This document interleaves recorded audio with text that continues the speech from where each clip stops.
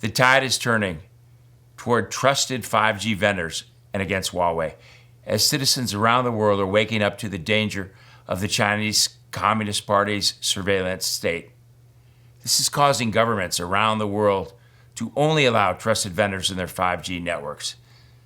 Some of these include the Czech Republic, Norway, Poland, Sweden, Estonia, Romania, Denmark, Greece, New Zealand, Japan, Australia, Taiwan, Israel, Albania, Latvia, and many others.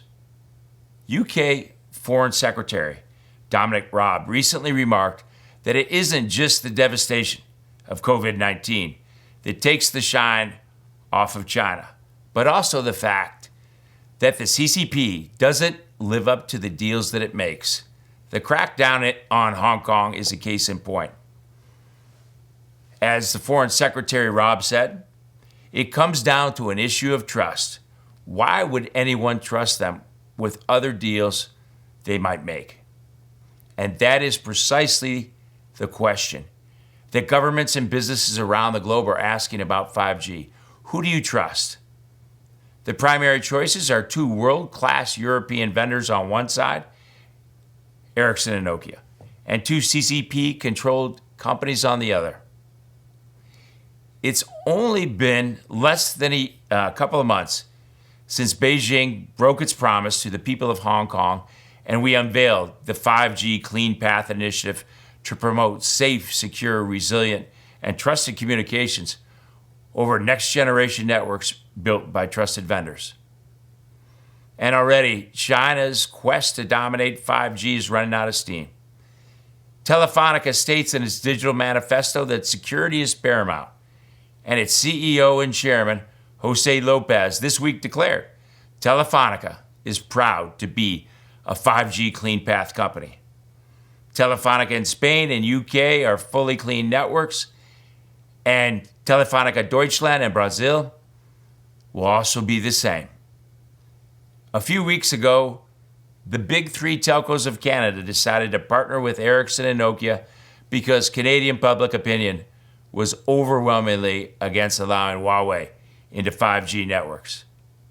The largest telecom companies in countries around the globe are also becoming clean telcos. In addition to Telefonica, we've seen this with Orange in France, Reliance in India, Telstra in Australia, ČESKÉ and KT in Korea, Cosmetician in Greece, NTT in Japan, and O2 in the United Kingdom. The momentum in favor of secure 5G is building. The more countries, companies, and citizens ask whom they should trust with their most sensitive data, the most obvious the answer becomes. Not the Chinese Communist Party surveillance state. The United Kingdom's decision to reconsider the use of Huawei and its 5G networks resulted in a dramatic backlash from China. It threatened to punish the British bank HSBC and pull investment from major British infrastructure projects.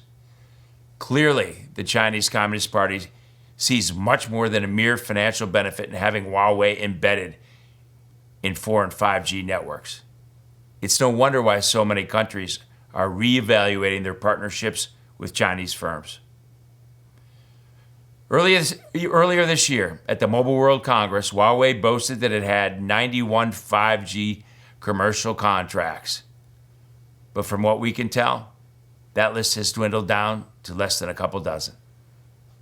These numbers may explain their desperate behavior and bullying the citizens of the UK. They are feeling their 5G dream of global domination suddenly slipping through their fingers.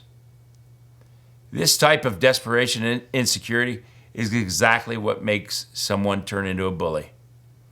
And we have all experienced bullies sometimes in our lives. But if there's one thing we know about bullies, it's that they back down when they're confronted. And they really back down when their friends are standing by their side. And the U.S. is proud to do exactly that. As Secretary of State Pompeo recently said, regarding UK's actions on 5G, the United States stands with our allies and partners against CCP's bullying, and we stand ready to assist our UK friends with any needs they have. And that goes for all freedom-loving countries, because the CCP's 5G strategy is a real and urgent threat to all who value liberty and justice around the world. Huawei is an extension of the Chinese government and a tool to extend its surveillance state. And 5G serves as that backbone. Simply, all they have to do is hook up the cameras and the microphones, and you've got Big Brother, George Orwell's 1984. So where are they headed with this? They want to export the surveillance state.